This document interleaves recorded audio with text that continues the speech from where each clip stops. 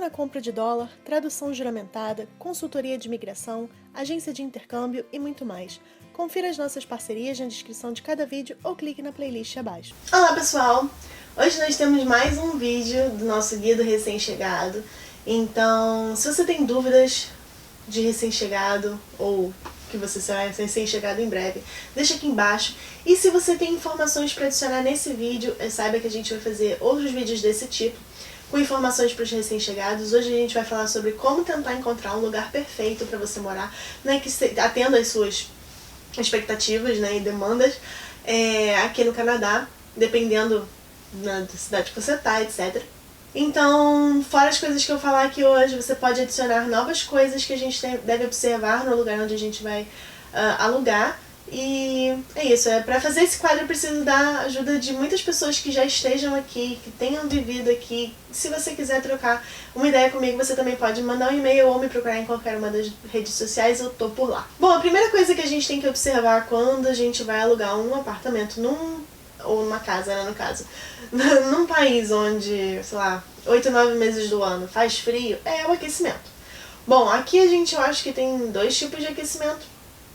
Um deles é elétrico, que é mais caro, e outro deles é a água ou a gás. Bom, ele já vem incluído. Quando ele já vem incluído, tá de boa. Mas o elétrico, normalmente ele não tá incluído no seu aluguel, né? Pelo menos aqui em Vancouver a gente viu isso. Os que eles chamavam, acho que eles chamam de gas, mas eu acho que é água. Bom, não importa. É que nem a hydro, que não é água, é luz elétrica. Normalmente esse aquecimento já está incluído. Quando ele está incluído, ele é desse tipo mais barato. O aquecimento elétrico, ele sai mais caro. Então, por exemplo, na casa que a gente ficou no Airbnb, né, nas duas casas que a gente ficou lá, era elétrico. Então, a gente passava um frio bizarro durante o dia para economizar. E de noite, ela aumentava um pouquinho. Então, de dia ficava em torno de 60 graus Fahrenheit, que dá em torno de uns 15 graus Celsius. E de noite botava uns 70 graus Fahrenheit, que já fica aí uns 21 graus Celsius. No entanto, se você está numa cidade muito fria, você não pode ficar, né, dentro de casa com o aquecimento desligado, senão você vai congelar, né? Então, talvez seja mais interessante você procurar um lugar que tenha esse aquecimento que já está incluso e que não vai fazer você gastar um absurdo no final do mês para se esquentar dentro de casa. A segunda coisa que também tem a ver com o aquecimento, que são os vidros duplos, tá? O casal do Olá Maple, que eu vou deixar aqui para que vocês assistam o canal deles, eles chegaram em Winnipeg tem pouco tempo. Eles estavam mostrando que no apartamento deles é duplo, mas é assim, tem o vidro, tem uma... Oh Jesus, como é o nome? Uma tela para mosquito, essas coisas, e fora também tem outro vidro. Eles dizem que fica bem quentinho com esse vidro duplo. Eu nunca tinha entendido o que era vidro duplo, porque eu morei em Santa Catarina durante 5 anos e nunca vi isso. Eu passava frio mesmo, 24 horas durante 7 dias na semana, durante 6 meses, né? Então, aqui, obviamente, eu sinto realmente muito menos frio do que eu senti em Santa Catarina, e acho que porque tem essa estrutura muito melhor, né? Graças a Deus, aquecimento dentro de casa. Outra coisa que você tem que prestar atenção, especialmente na hora do contrato, é que alguns contratos te impedem de fazer algumas mudanças na fachada do prédio. Então, por exemplo, no nosso prédio a gente não pode trocar a cortina para uma cortina que seja escura.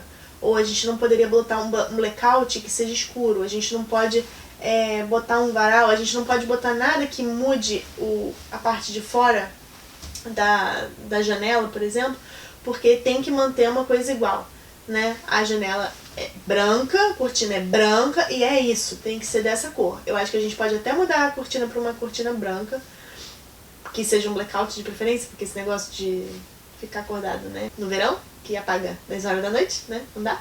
Então, verifique se você pode pendurar coisa na sua sacada, verifique se você pode deixar coisa na sua varanda, verifique se você pode fazer esse tipo de mudança dentro do seu apartamento e até fora. No nosso não pode. Proximidades. O fato de você querer ficar longe ou perto pode variar se você está vindo a turismo, se você está vindo a estudo, se você está vindo como imigrante, se você está vindo querendo paz e sossego, se você está querendo vir para agitação, tá? Então, se você está querendo uma coisa mais agitação, eu sugiro que você baixe um aplicativo chamado Walkscore. O Walkscore, o que ele faz? Ele vê as redondezas de onde você vai morar, se você pode... capaz de chegar nos lugares andando de uma maneira mais fácil, se você tem uma facilidade boa para andar de bicicleta, né? E se você tem facilidade com o transporte público. Então, o lugar que a gente está morando, ele tem um walk score, um bike score e esse transit qualquer coisa, score, bem alto, né? Tudo acima de 95. Então é perto de absolutamente tudo. Pra gente é ótimo. A gente até pagou um pouco mais de aluguel por conta disso, né? Pra facilitar a vida. E a gente não precisa gastar com Skytrain, com outros tipos de transporte, porque tá tudo perto. Caso você esteja vindo com a sua família e quer um lugar mais tranquilo para morar, sem agitação, sem muvuca, etc., às vezes você até prefere e opta por morar num lugar mais distante, onde você vai ter que comprar um carro, mas você vai ficar mais tranquilo, tem menos gente para ter uma questão de criminalidade um pouco maior.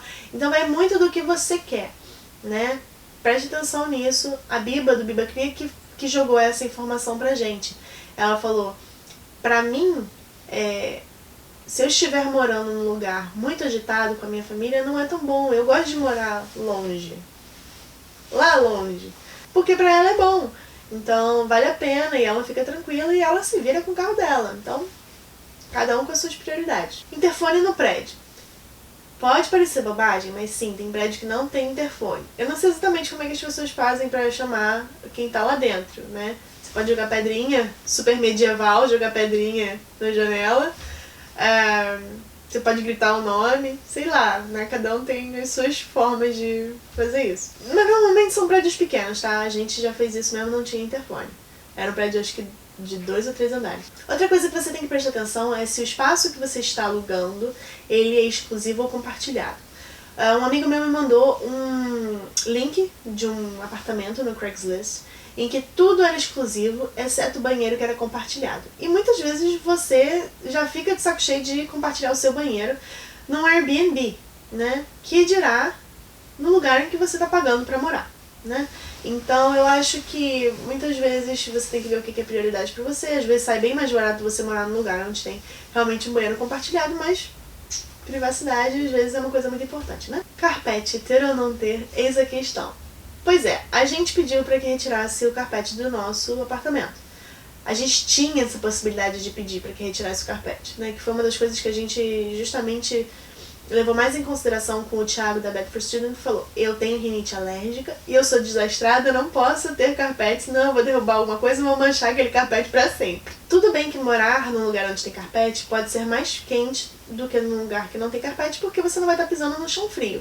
Mas aí você pesa o que é mais importante com você. Pra mim, viver com alergia, mesmo que o carpete seja limpo, porque na verdade assim, os padrões de limpeza canadenses são diferentes dos padrões de limpeza brasileiros, né? A minha amiga, ela disse que no apartamento que ela entrou, a empresa fez uma limpeza antes de dar o apartamento para ela e mesmo assim ela ainda teve que passar o aspirador depois que ela chegou e encheu 3 sacos de pó do carpete. Então, né?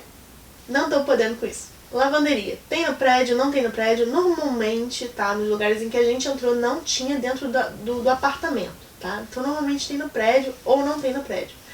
O que o pessoal às vezes faz? Que talvez você consiga fazer se você estiver dentro do prédio e não se não estiver dentro do prédio, até porque, né, 9 meses do ano é frio, etc. Você não quer sair andando na rua com roupa molhada. Lavar roupa dentro do prédio e na hora de secar, comprar um varal, estender uma toalha, alguma coisa no chão pra, obviamente, não pingar a água da roupa no chão e deixar secando dentro de casa, né, pra que você economize com a secagem, querendo ou não, é pago, né, e você, infelizmente, se a sua lavanderia for fora de casa que eu digo do prédio, você provavelmente vai ter que pagar lavagem e secagem, tudo, e não dá pra economizar nesse sentido. Outra coisa que eu tenho pra falar é sobre o andar em que você vai morar no prédio. Por quê? Morar no andar embaixo, morar com alguém em cima de você, morar num basement, por exemplo, a gente tem até um vídeo sobre o basement que eu vou deixar aqui pra vocês, pode ser bem barulhento, né? As paredes aqui são mais finas do que no Brasil, às vezes você ouve alguém andando. Quando eu tô no andar de baixo lavando roupa e o Thiago tá aqui em cima, eu ouço tudo o que ele faz, né? Então as pessoas que moram em basement podem sofrer com isso, ou até mesmo alguém que tem alguém morando em cima. Eu tenho um casal de amigos que consegue ouvir um casal de cima transando às 7h30 da manhã, né? Então é um pouco chato, não acontece com todo mundo, mas pode acontecer. Outra coisa envolvendo a questão do andar é, se você mora num ground level, se você mora num basement, pode ser um pouco mais inseguro, porque fica mais fácil de invadir a sua casa, né? Não é tão comum assim, mas é um pouco mais inseguro. A moça do segundo Airbnb que a gente, da segunda casa do Airbnb que a gente morou, ela deixava a televisão ligada o dia inteiro, mesmo que ela não estivesse em casa, para que se algum ladrão quisesse invadir a casa, ele ouvisse o barulho da TV e achasse que tinha gente em casa e pensasse 2 vezes. Então, às vezes a casa não tem alarme, às vezes o prédio não tem alarme, às vezes, né, a segurança não é tão supimpa assim, então a gente vai, né, aprendendo a se sentir mais seguro. E por fim, e não menos importante, relação à escada do lado de fora. Dependendo de onde você vai morar, se você vai morar num lugar muito frio, muitas vezes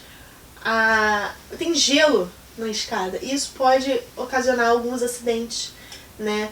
Então, pega chuva, pega neve, o gelo, etc., você escorrega, tem que tomar bastante cuidado. Então, verifique se você tá num lugar em que tem isso e que às vezes você, né, é desastrado igual eu certamente cairia, levaria isso aí, ia pum, pum, pum, pum, pum, bater na bunda e tudo, ia quebrar a bunda.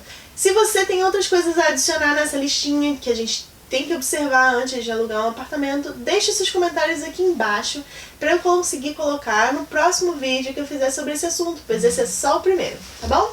Se eu conseguir ajudar vocês de alguma maneira, dá um like, se inscreva no canal, compartilhe e a gente se vê na próxima.